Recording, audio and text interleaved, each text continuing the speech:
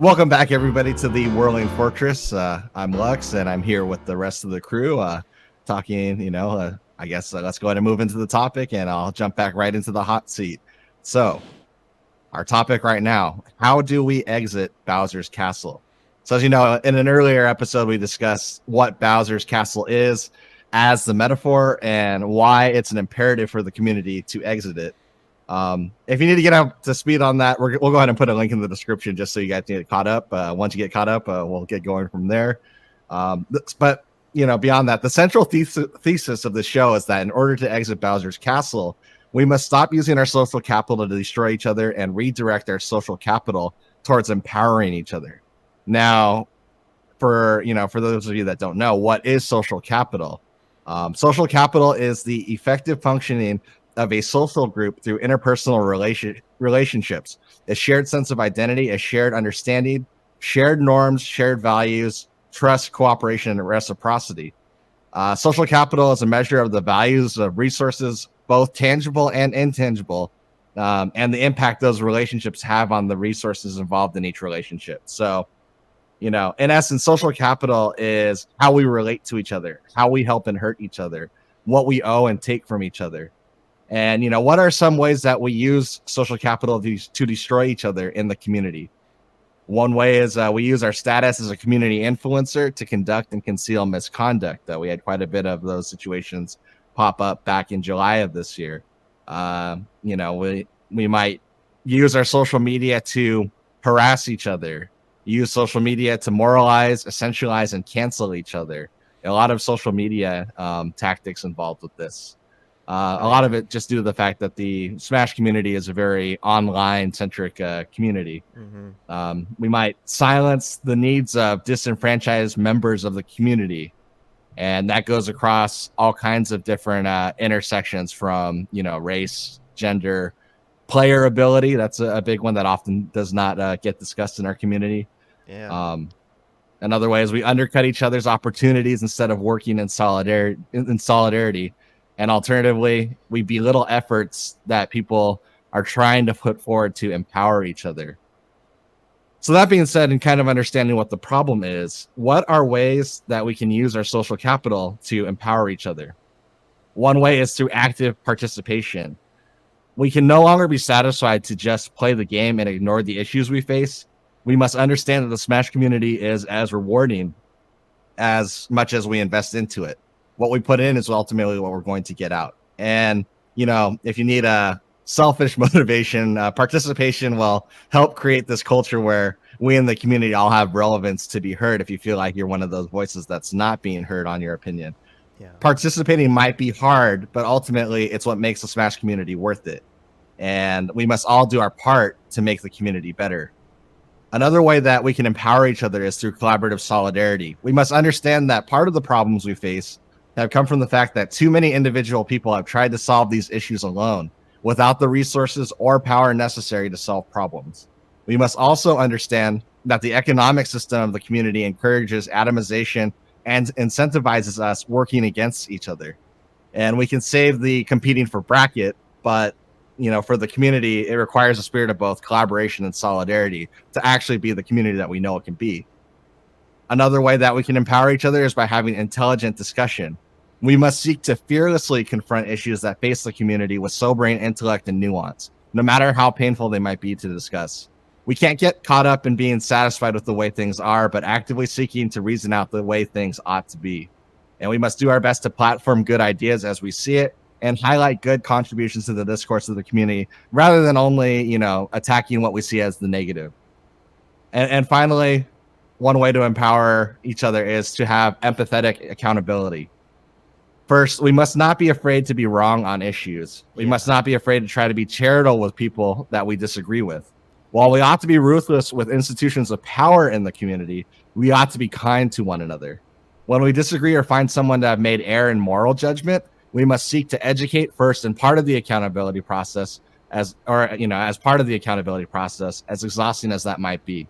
More broadly speaking, I want to suggest that what we're aiming for isn't so much to create a new policy by which we police each other's thoughts and activities. It's kind of the last thing that we're aiming for. Rather, we want to create a culture by which the stage is set for us to be able to have productive conversations and actions through solidarity as opposed to destructive individualized incentives. More than telling people to just do better, we want to create an environment where people have the options and the incentives to make each other better. On that note, do you guys have any thoughts on that or anything you want to share about how we might make the community, better and how we might escape or exit Bowser's Castle? Yeah, I mean, one thing I'll build off of is the point of discussion. I think it's very common where people will just overreact to something or see something that they don't agree with, and maybe they're right to disagree with it, or maybe the other person is wrong. But like you said, instead of coming out, harshly and just attacking that person, to kind of approach it with more kindness and understanding and trying to, have a real, actual discussion. Because something that we've talked about in private discussions is just the human nature. If you are being berated, if you're being backed into a corner, even if you know you're wrong, you're never gonna embrace that. You're gonna fight back more when you push against somebody in a harsh manner. You're never gonna be able to convince them of something. You might be able to convince Right. an audience, but just something that I think is an interesting topic, sort of related to that, in terms of like the true winner of an argument is based on whether there are people like witnessing it or not. Like, I think that an argument can be won in terms of an audience choosing a winner based on who they back more. But I think an argument is truly won when the opposition actually realizes that they're wrong and agrees with you. Otherwise, I feel like you haven't truly won an Mhm. argument. And you can look at it from the same point as if you're just attacking somebody, they're never going to agree with you. They're only going to be more encouraged to do the thing that you are against, whether it's right or wrong. It doesn't even matter in terms of the concept of approaching it in the first place. So I guess that's the Right. point. Well, I mean, I could go off of any of those, but that's one thing that Yeah. I No, noticed in particular. I agree with that. Like, there's a lot of kind of playing to the audience. I wouldn't go so far as to call a lot of it virtue signaling, in so much as a lot of people have really good intents when they go about this. But I do agree that there's this kind of phenomenon, and I think it's really well backed in a lot of psychological studies, where if you're very confrontational with most people, usually the only thing that you succeed in doing is having them like double down on their beliefs and kind of Yeah. and which is particularly scary if they're wrong. But then even outside of that, like just on the nature of playing to the audience, one of the things that I'm kind of fearful of, and maybe this raises the stake of what we're trying to do with this video project. Maybe it's just kind of something that's so esoteric and out there that it's irrelevant, but I like to believe it might be, something that's important, is that when you think about how online culture relates to how people relate to the world, not just the Smash community, but like the overall world, there's kind of been this tendency that we've been seeing overall where a lot of reactionary elements have been starting to arise, and a lot of it grounded some of the early gaming communities, like, in the last 5 to 7 years. And one of the things that happens is if you're an outsider looking in on the Smash community and you see all this, all these arguing, all this argumentation going on with a whole bunch of people, it doesn't look like a very welcoming situation that you want to become a part of. Yeah. And if if you set the stage so people are trying to join the community, where the prerequisite to joining is that they have to be okay with being judged and being, moralized and essentialized to their worst features, ultimately that's going to have people shy away from joining the community. And, given their belief set, they're going to join a community that's more in line with their belief set. And if they have reactionary beliefs that we want to help, create it, that we're trying to counter by educating and creating a better space for, there are other movements out there that are a little more nefarious online that will accept you as you are, even if you believe some really immoral or deplorable things. And those are people that are very, winnable, or just someone that might be someone that just hasn't really been exposed to something that's a positive force, rather than being forced to react to the world in a negative way or react to community in a very negative way. Yeah, no, absolutely. And I mean, I think that's what it comes down to. Like we said, the sense of community and how powerful it is, and also just the want to be included and feel that you can be naturally who you are. When you're going to be in a situation where people are going to prioritize that as people, right? No matter what you see, that's going to happen. And so when you are having conversations with people, despite there may be differences there, despite even if it's something where you may have a slew of evidence just to kind of support what is happening, you have to care about these things in a very empathetic manner. And unfortunately, we've lost some of that in the internet because, again, there's this idea of out of sight, out of mind, where someone is reduced to a username and whatever it may be, and we're not thinking of a holistic person with a spectrum of ideologies, with a spectrum of feelings and emotions, and we're not caring for them there.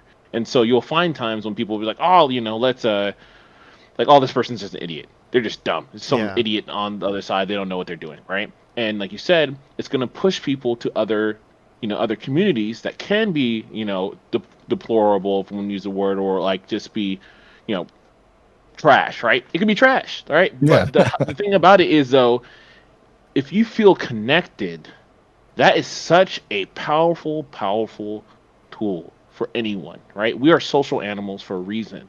And so when you see that and you feel like you can be yourself, you're not even going to look at the other side in terms of like what could be wrong about that, right? You're like, the morality is not even going to come in there because it's just overpowered by that sheer belief. But one of the main things I feel like in terms of for us to exit Bowser's Castle is really come to accept the the great the greatness that has come from the Smash community, and also just the wrongs, right, and the places that are opportunities for growth. And there's going to what you were saying, where there are people who have been through the community and they've tried to make a better place. There have been people that are like, you know what? This community, it needs to get some funding. It needs to be supported in the right way. It needs to have the proper structure. I'm going to do it. But there, as you said, there's so many people, there's so many individuals that have tried to do this, and then try to do this alone or in a very small Mm. group. Now, there is a benefit from a small group. There's a sense of mobility that comes with a small group to get things done and make it happen. But even if you have a quote relatively small core group, there still needs to be representation that is happening. There still needs to be Mm. a forum and discussions, because if that's not happening, it's not going to stick. It's not going to have retention, and you're not going to really see anything from there. And I think that's the problem that we've seen from a lot of people. Also, on the other side of the coin, and this is to a greater issue, I do believe that we have people in our community, not just in the Smash community, but just in general esports and gaming. I think that there's people who are there and they get in positions of power in which some of us would argue that they have a responsibility and they should be held accountable in order Mm. to make sure the scene moves in a positive direction. But on the reverse side of the coin, you have to look at it from these people where it's a new industry. They're just excited they made it. They're making money now and they can do these things and they can be in a place where they're sustainable. Like they can actually have sustainability in their own lives. And some of these people rise to prominence in this kind of capacity, in whether being a competitor, whether being like a well-known commentator, right, or a well-known tournament organizer, and they're just looking out for themselves and their immediate family, and that's it. And Mm. it's not that that's just holistically wrong in Hmm. any way, but it's something that we also need to identify when we're moving forward and we're looking at representation. It can't just be the person who does the sickest play. It can't just be Mm. the person who is just, oh well, this person makes this great tournament and that's it, right? We need to understand that in order for this to be successful, we need people. It's great when you have people who have those attributes. It's a plus, but at its core, it needs to be people who are generally looking out for the community, and they want to see it in a great place. They want to see it grow. They want to see it move forward. They want to see the rising tides for everyone. You have to be Mm. willing to connect with people. I think that's very important, and that's something that tends to be lost, and that's why you have every now and then this person is trying to do an adventure. Even myself, I found myself in that same position where um, back when I was at Esports Arena, I was like, you know what? I'm gonna try to do a world tour. I'm gonna make this happen. Smash Masters League. We're gonna make this happen. We're able to do something with Smash 4 to bring the community together by doing the 2GDC, and I was like, we can do more. We can do greater. But it's something that you cannot do it alone. It has to be a communal effort if we're ever to succeed and move to a place where we can be at a tier one esports level, which we can. I Yeah. think it's very possible we can. We have the tools, but it has to come from us working together. Hmm. Right. Yeah.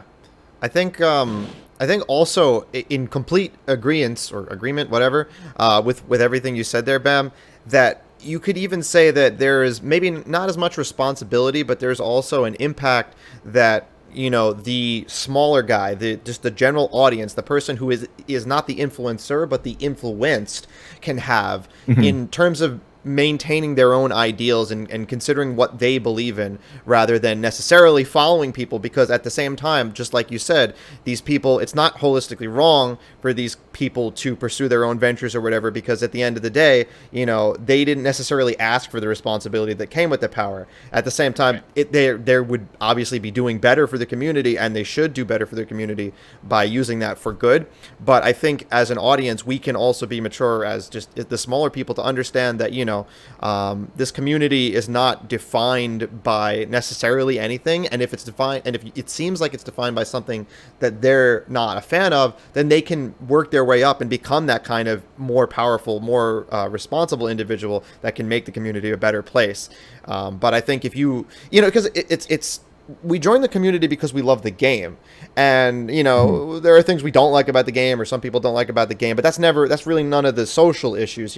So if you're Right. in the community Right. because you love the game, then you can be there, and then the rest of what's there is something that you have the power to change, and everybody can have that influence on. And if you love the game enough that you want to be in the community no matter what, then you have the power to maybe make the community a place that you'd rather be in.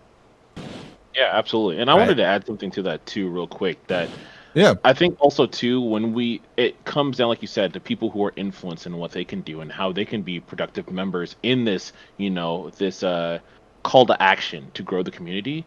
I think that leads to a very big point as well. It's like we need to understand that we need to have a paradigm shift on how we categorize certain roles that can be like that can help bring us to this place, bring us to this the golden age of Smash, or as it were, right? Mhm.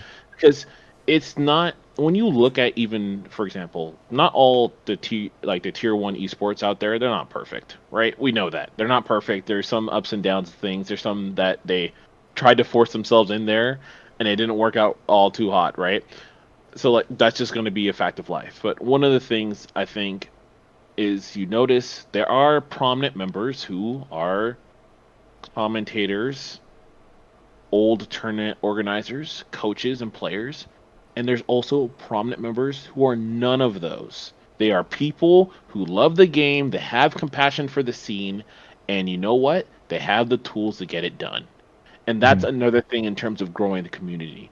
Sometimes I think there's this idea in the grassroots nature, because of where we're at, where it is just, man, if I could just get like like a Mango or MKLeo to say something, that's how we can do change. Right. And it's like, oh, that Yeah. person, oh, they can't do it. There's no way. They're not a commentator, they're not a player, they're not known, so that doesn't matter. And it's like, yes, there's a certain layer of like star power that is there, and that's something that we need to focus on, certain capacity. But I fear that in the community, we have done that too much so, and that allows us to get in a situation where you have people who are in positions of power just because of their play or their commentary that probably shouldn't be there, Yeah. right? Mhm. And they're not, and like even they can still do their thing and like be amazing and and be advocate for just the game itself.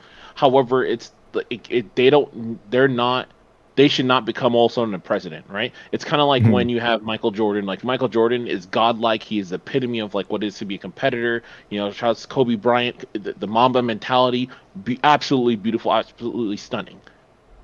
He is not president, right? Mhm. Like he is not the person who is leading that like company, right? Hmm. He can be Mhm. like, like Hobie has been able to run some stuff and do incredible things right in his time. And it's like you have people who are able to play that kind of role, but not everyone can. And it's like we have to identify people where they're talented. Perfect example, right? With all the sexual allegations and stuff that's been going on, right? You have people in the community who are victim advocates, right? You have people who are sexual assault prevention educators, right? These are the people that we need to have right? People who have a legal background. We have Yeah. people who are lawyers in the community. These people, and if they have compassion for this and want to do something, we need to Mhm. lean into those people. We need to empower them because they have the skill set to actually make true change, right? It doesn't Mhm. matter how, like, some of us, like, even for myself, I can be a compassionate all day, and I've learned some things and I've studied some things or whatever it might be. But at the end of the day, that's not my job. Yeah. So if there is someone who is that's their job, I want to empower them first and foremost, right? Right. And that's what I should be doing with what I can do, right? And that's how those things should operate, right? And it goes all the way down. It goes from the allegation stuff. It goes to sponsorships. Because trust me when I say this, man, people are getting, like, they're not getting enough money for some of their events. Some of these people, Right. they're doing incredible events, and probably the reason why they're not able to be sustainable is because they don't have the right people in the place to make sure they can get proper sponsorships, right? Yeah. And like, or you have people who have a marketing background and they could work together, so there is a universal, like, smash marketing sense, right? Like, Mhm. it's crazy why that, like, it's since Apex, you don't have as many kind of things, circuits, and call to arms where you're supporting events. That's Mhm. insane to me, right? Hmm. Especially when you have people who've now grown up into this scene and have learned marketing. If not, some people who've known marketing for a very long time and who can help and build this stuff up. And we really need to leverage those kind of talents and people and not just look at, like, hey, you can do a freaking sick wave shine, like, bro, all right, dude, you take us to Eureka, dude. Yep. You take us to the place to be, right? That makes no sense to me. So Yeah, unless the wave shining comes with a course in sociology or political science or exactly, stuff, exactly, you might be in the wrong field for some of the community yeah, organizing. But what I'd also like to suggest too is I'm kind of, and this is more from a bottom up perspective, and this might be my closing thoughts. So I'll let you guys hop in afterwards. But if you're watching at home, I'd like to suggest, if you have any thoughts on this topic, please make a comment and let us know what you think. We'd love to hear from you, because it's part of empowering each other to make sure our voices are heard. But Yep. I'm reminded of the quote that the because Cosmos was talking about love for the game, and the quote is, "The opposite of love is not hate. The opposite of love is indifference." And you know, one of the problems that we have in terms of people in the community is they kind of feel like, if they're not the perfect advocate for a specific situation, then they ought to check out. And one of the things that I want to stress is that, while we definitely do want to elevate these voices that have a lot of expertise and a lot of knowledge on a particular topic, I want to make sure that, from creating an environment where everybody feels empowered, even if you are not the perfect advocate, even if you are, you've done things that you're not proud of, or things that ultimately, you might feel judged for in the past, that doesn't mean that we don't want you to be part of the solution to the yeah, situation. They kind of talk about, from a transformative standpoint, they always ask you, if you make a mistake, oh, what have you done to prove that you've changed your ways? And community advocacy and trying to create an environment that's inviting and welcoming and, better for everybody is probably, one of the best ways that you can go about showing that there's been some sort of transformation in thought process or what you believe. That isn't to say that we shouldn't hold people accountable for doing things, but there's a difference between, you know accountability for a shortcoming, where we educate and do it positively, and allow for the ability for people to transform into something better, as opposed to, just like executing somebody, giving them effectively the death penalty yeah, in terms of Smash. right, So I guess more broadly speaking, while there might be this tendency where, some of these issues might feel above your head, or some of these issues, you might feel like that it might be hypocritical for you to speak out on. I think that's okay. I think you should go forward and speak your truth, as long as you're not doing it, as long as the intention is to empower others. If you're going to start, taking this as a way to spread toxic ideologies, then I disavow everything toxic about it. Let's make no mistake about that. Yeah. But if you're able to articulate something positive, put something out in the discourse that's just empowering to one another, then, you know it might be hard at first, but over time, people are going to see that you have, a transformation in what you believe, that it's earnest, and ultimately that you are not your mistakes, that you are the totality of your effort in the community, and ultimately you are more positive and negative and definitely worthwhile. Yeah, yeah, absolutely. I think, I guess for my closing thought, sort of maybe building off of that and a combination of something that you said in your initial monologue, Lux. From my standpoint, I am more some quiet when it comes to some of these things, or which is one of the reasons why I'm happy to be doing this now. But in general, if you're listening to all this and you're thinking like, well, yeah, I'd like the Smash community to be a great place too, but this sounds like a lot of stuff to do, and maybe I'm not, the person with that much ability to do things or whatever. I think that the simplest way that anyone can really approach this goes for real life as well. And it was a quote from, I don't know if it was Gandhi or John Lennon or someone famous. I don't know, but I think the quote is more important than whoever said it, even though I'm sure whoever said it was great. Not trying to say anything against them. But the quote is, be the change you want to see in the world. And have to be the before be the change. Yeah, exactly. Was it Gandhi who said that one? Do you know? Well, we're gonna have to consult the internet on that one. We'll let us know in the out. comments below who said it. It was. I think it is, but it's cliche. Honestly, it's actually a G5 Cosmos. That said that. I invented it right now. Just right now, you guys. That's not using my social capital in a productive manner.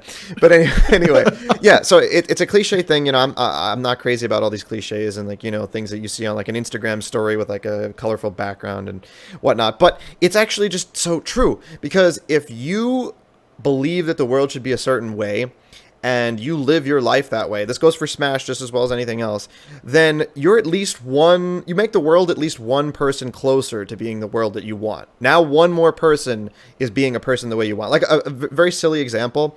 I don't know how many of the viewers here drive, cars, obviously, but there's like, if you have like an exit on a highway to get off, there might be like a long exit lane, and then you have like just a bunch of people who cut in front of the exit lane and turn at the last possible moment, which gets them into the exit ahead of everybody else, but then subsequently, or then as a result, slows everybody else down. I really don't like that. I think that's just this horrible behavior, and me not doing it isn't going to stop anybody else from doing it, but I never do it because I don't believe that is a good way for things to go. So I just never do it. And I try and tell other people, it's not going to solve the problem so much, but that's just, I always think of that example there. It's like, you know what? I don't believe in this. I'm not going to do this, and same thing with Smash. You can, if you want the community to be a certain way, like you said, don't harass people, don't hate on other people. Just, it's like the thing you learn in kindergarten, treat other people the way you wanted to be treated. It's really, as cliche as it is, it's almost disgusting to say it. It's so cliche, but it's so accurate, and we could use so much of it in today's world and as well in the Smash community.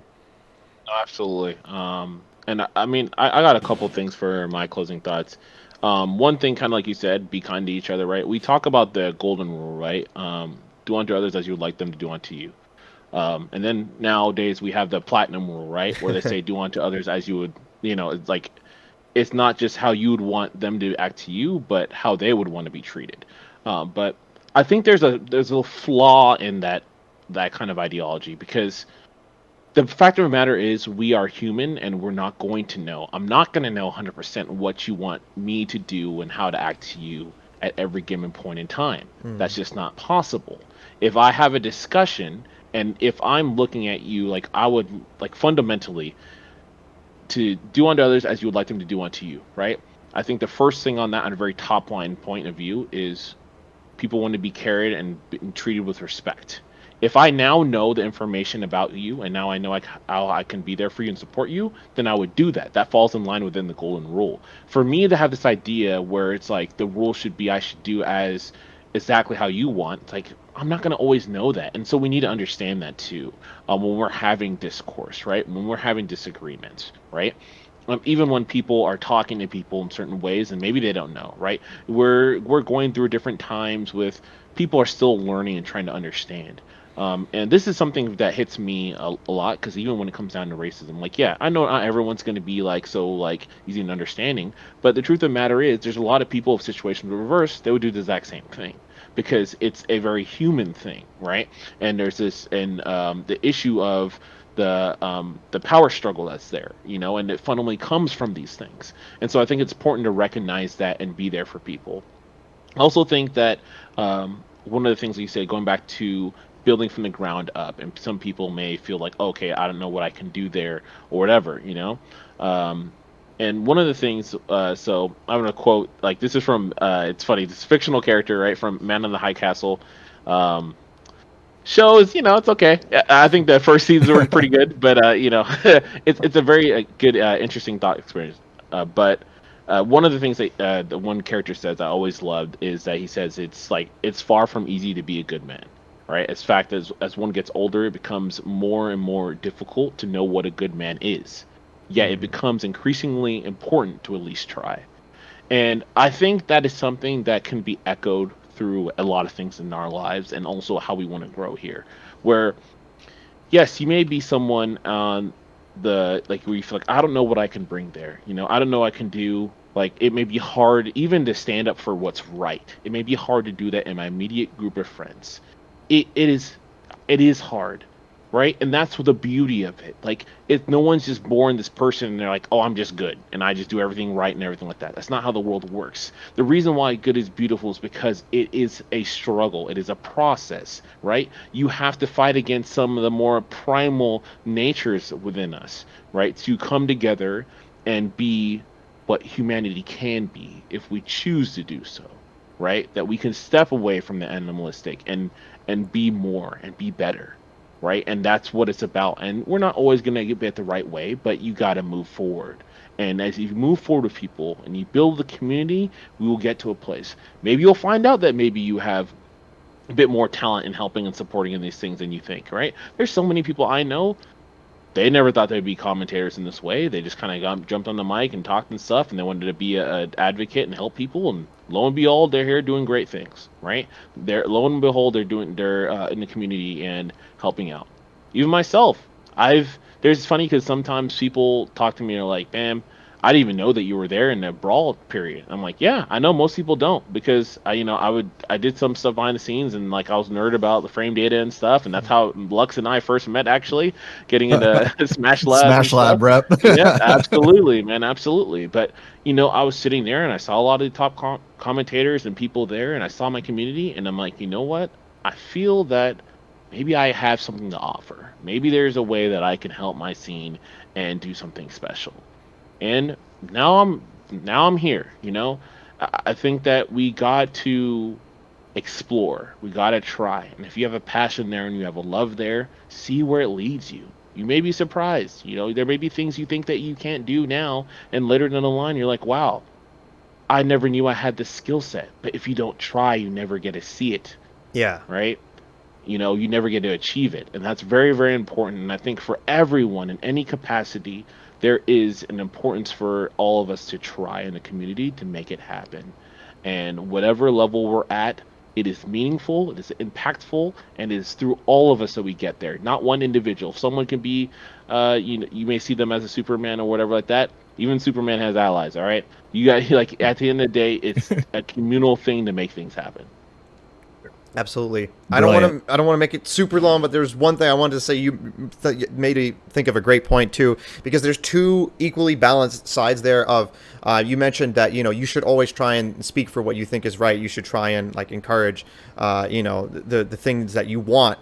And then also in this discussion, we've also talked about understanding other people's ideas, not attacking people if you disagree with them, and those things work together perfectly. And this is what we have with the cancel culture, which completely ruins that. Is you have people attacking people for expressing their ideas. Maybe their ideas are pretty bad, but a lot of times, or maybe not a lot, but it depends. Sometimes people will have genuine ideas that might be a little bit different from what other people are expecting, but they can actually be in the direction of true peace, true happiness, true, good results. Right. But a lot of times people are discouraged from speaking their mind and coming out and saying these things because they can anticipate this huge attack that's going to come to them. And it's gotten so bad in today's world, in Smash and out of Smash, because it gets to the point of business opportunities. You can lose money, you can lose your job, you can lose your sponsor in the Smash situation because of having a vaguely controversial opinion, and or a really controversial opinion. Then it's more understandable, but still, like, it really discourages that. So that's where we can work on both ends, where if you're just the one in the audience who is just like looking at these people saying these things, try not to come after somebody. Try and say, maybe like we said, have some kind of thoughtful discussion about it instead, so that way, because the business comes from these big companies, they may not even care about these opinions or these concepts or the moral side of it, but they care about the mob, the mass audience, which is how they make their money. And if that audience is against a particular ideology so strongly, then that they see that as bad for their business. So you don't want to create that world, and from both sides, I think it's really important. Yeah, no, absolutely, absolutely. I think that's a very, very good point. And yeah, I mean, I know we're closing out. Just one last thing. I'm sorry, I apologize, but it's flowing, right? But I think that you made a great point, Cosmos, there. And one last thing for me is, I'll tell you guys right now, when it comes to like topics on race, I've had people like, oh, dude, I feel like this person's racist. They're saying this, I'm saying that, whatever, right? And people love to see life in a dichotomy, right? They don't understand there's a spectrum there, and they don't understand that one of the first things that helps people move forward in any capacity, or at least kind of comes to an understanding, is just general proper communication and respecting that individual. You may not believe in that opinion, but you can still respect a human as a human, right? And the amount of people that I've had who are that people would identify as racist, and some of them, yeah, some of them are bigoted, right? The amount of them that have come into my DMs and have actually had a discussion with me, and I don't know if they end up leaving that and end up, you know what? Oh my goodness, this is terrible. I shouldn't hate these people for the color of skin or whatever. I don't know, right? I didn't catch up on them. This is not like 30 years later. Where are they now? This kind of show. But one thing that I have seen is a constant theme where a lot of these people at the end of our conversations are like, you know what? Thank you for talking to me. Thank you for listening to me, giving me actual points, giving me actual evidence about this. I didn't know about this stuff in terms of systemic racism. I didn't know that these issues happen. But now, because we're having a conversation, it's not a sense of guard and pride, and we're in the gladiator arena, and like, you just want to survive, right? It doesn't even matter who's right or wrong at this point. You just want to survive. And I think that's a very big thing. Like, you need to be able to have conversation and discussions even when certain things can be seen as wrong and problematic. Absolutely. And we need to be able to do that. And if we can't do that, we all can't grow, right? And we also can't see when we could be in the wrong. Sometimes the whole group needs to see something, right? Maybe we're still missing there, another variable, whatever it may be. We're human, right? And the amount of times that big, massive mobs have been wrong in history is ridiculous. So the idea for sometimes where we feel like this doesn't fit the social trend, and therefore this person needs to be a terrible human, we got to work in a better way. We got to work in evidence, we got to work in facts, and we got to work in compassion. That compassion, that empathy, that's how we move forward. Well,